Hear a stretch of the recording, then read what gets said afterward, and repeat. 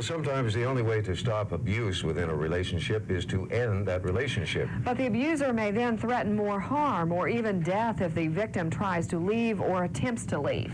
Tonight on Till Death Do Us Part, Action News reporter Jeanette Trompeter is here to tell us how the law tries to help out. Jeanette? Well, Rick, on Monday when we profiled Dolores Wingy, the woman who was shot in the face by her ex-husband, you expressed a little doubt over how much a restraining order could protect her. So tonight we're going to look at the power of restraining orders. They are meant to ensure a victim, he or she, will no longer have to deal with the person who is abusing them or threatening them. Restraining orders basically make it against the law for an abuser to have contact with a victim. But how effective can a piece of paper be? Let's take a look. 21-year-old Kelly Daniels lost her life Thanksgiving weekend 5 years ago. Her ex-boyfriend, Lindsay Earl Russell, stabbed her to death inside this San Luis Obispo apartment. She had filed a restraining order against him 3 months earlier. A restraining order is only as good as the person who takes it out. So a restraining order is not something that someone should enter into lightly. It's not a stopgap measure. A restraining order means you're ending the relationship and you want the violence to stop, but you do have to follow a lot of steps, and you can't just use it when you want to. Kelly Daniels is not the only woman who's been killed by a man she had a restraining order against. And she, like others, didn't call police immediately when the man it was written for broke the rules. Law enforcement has a hard time when somebody uses a restraining order, sometimes doesn't use it other times. You're either going to get a restraining order and use it and stick with it or not. It's really not a tool to be used to sort of stop things until you think they're going to get better. That's not the purpose of a restraining order. If Kelly Daniels had followed through with the rules of the order, it doesn't mean she'd still be alive. As much as restraining orders are meant to protect, they are only pieces of paper. There are some people that no matter how many restraining orders they get, the batterer is not going to stop. They need to take other precautions, whatever those are, relocating, changing their name, whatever. But most of the time, a restraining order sends a clear message to someone, this is inappropriate behavior, and I will no longer tolerate it, and I will have the courts and law enforcement back me up every time you choose to be violent or harass me. For many people, restraining orders can be enough to put an end to the violence and attempts by their mates to control and dominate. Did he choke you in any way? Scott Jeanette works with the San Luis Obispo Victim Witness Division of the District Attorney's Office and the Women's Shelter to help women through the process.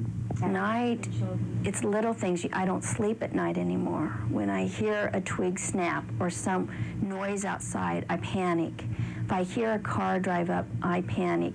The process as a whole, the court process, the legal process is very intimidating, and they don't know where to turn. And if you don't know where to turn and you call up an attorney and say, hey, I want to get a restraining order against this guy, and you have no money and you have no way to pay for those services, I think a lot of people might feel stuck. There are so many women that we could help that may not need shelter, but need the basic restraining order to give them the protection that they would need. Domestic violence restraining orders can be filed against spouses, living together partners, dating relationship partners, immediate family members, household members, and ex-spouses. There are several things that must be happening before a judge will sign a TRO or temporary restraining order. There must be threats of violence and/or a recent history of violence. Once a judge has signed the order, it is then up to the plaintiff to report any violations.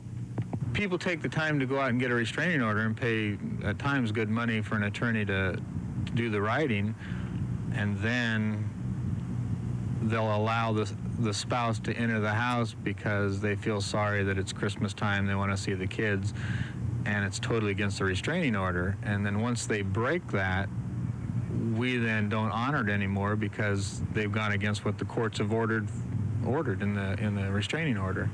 The plaintiff who gets a restraining order takes it out, follows through, attends her court hearing, and calls the police when the batterer violates it.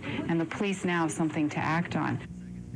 And while restraining orders are just pieces of paper, they can save lives and have a better chance to do so if the victims who file them follow through with them. Now, once again, we want to give you a list of numbers you can call if you're interested in getting out of an abusive relationship, or if you're an abuser looking for help, or if you want more information about getting a restraining order. Any of the numbers on your screen will be able to steer you in the right direction.